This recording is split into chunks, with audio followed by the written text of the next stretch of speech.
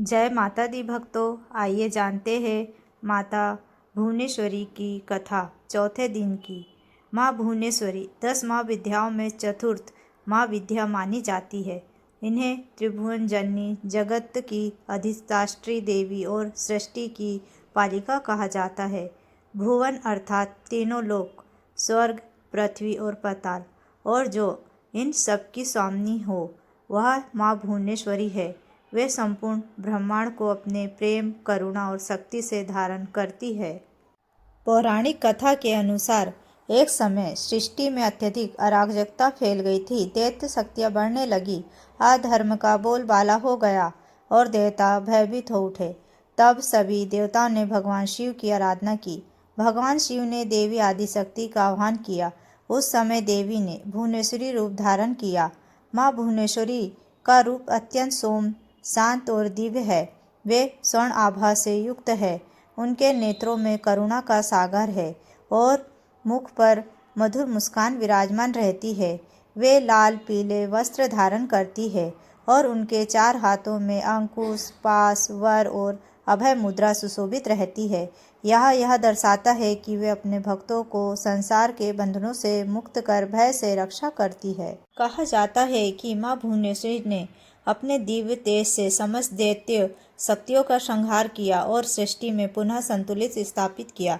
उन्होंने देवताओं को निर्भय किया और मानव जीवन को शांति व मर्यादा का मार्ग दिखाया।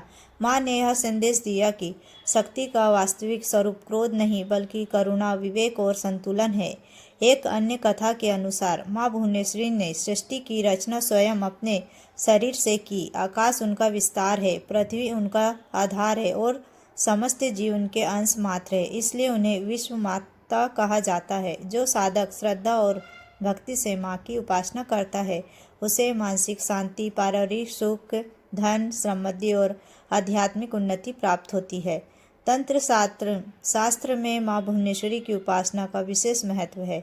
कहा जाता है कि वे साधक को संसार में रहते हुए भी वैराग्य और ज्ञान प्रदान करती है।